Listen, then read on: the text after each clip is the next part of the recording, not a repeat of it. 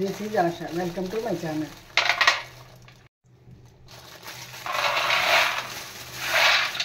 ఇవాళ పల్లీ పకోడీ చేస్తున్నానండి.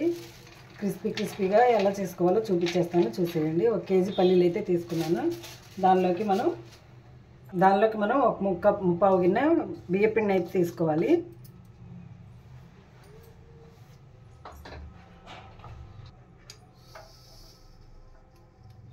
ఒక గిన్నె అయితే శనగపిండి తీసుకుంటున్నాను. 1 స్పూన్ అల్లం వెల్లుల్లి పేస్ట్, 1/2 టీ స్పూన్ పసుపు,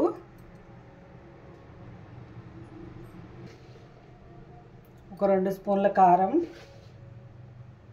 చూసి వేసుకోండి మీకు తగినంత. నేనైతే 2 స్పూన్లు వేసాను.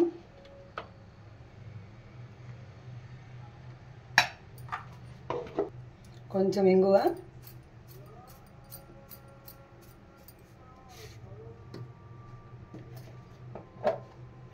కొంచెం ధనియాల పొడి,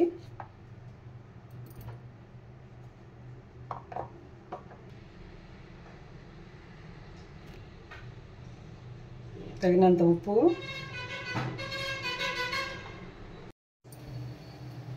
కొంచెం నిమ్మకాయ పిండుకోవాలండి. ఇలా నిమ్మకాయ పిండుకున్న తర్వాత వేడి చేసిన ఆయిల్ని వేసుకోవాలి.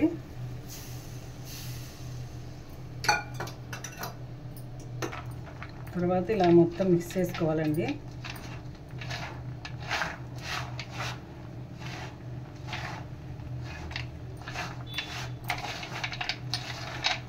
మొత్తం పల్లీలకు పట్టేట్టు మిక్స్ చేయాలి. అంతా ఉప్పు కారం అన్నీ మిక్స్ అయిపోవాలండి.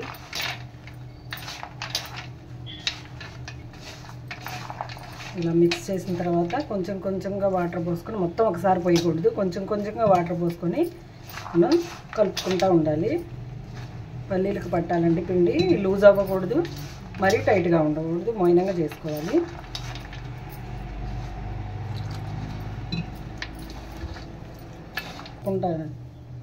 చక్కగా ఇలా కలపాలి.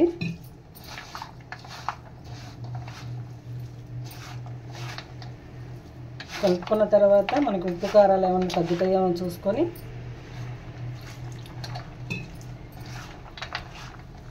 వేసుకోవచ్చు.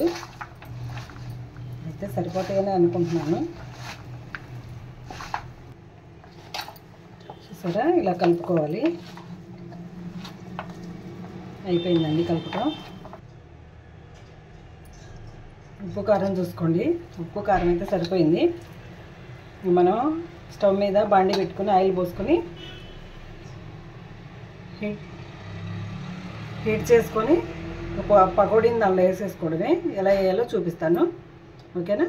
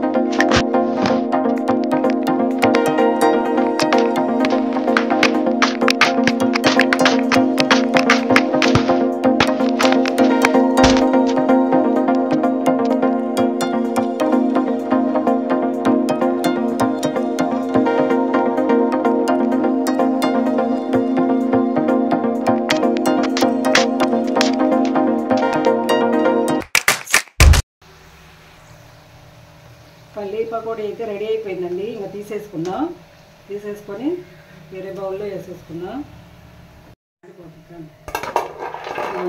ఇలా రెడీ అయిపోయింది.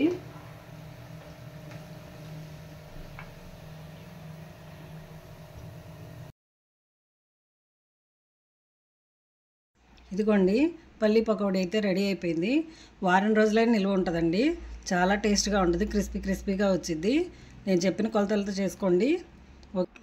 నా వీడియో కనుక నచ్చితే లైక్ చేయండి, షేర్ చేయండి, కామెంట్ చేయండి. తప్పకుండా సబ్స్క్రైబ్ చేసుకోండి, ఓకేనా? ఉంటాను, మరో వీడియోతో కలుసుకుంటాను. Okay, bye.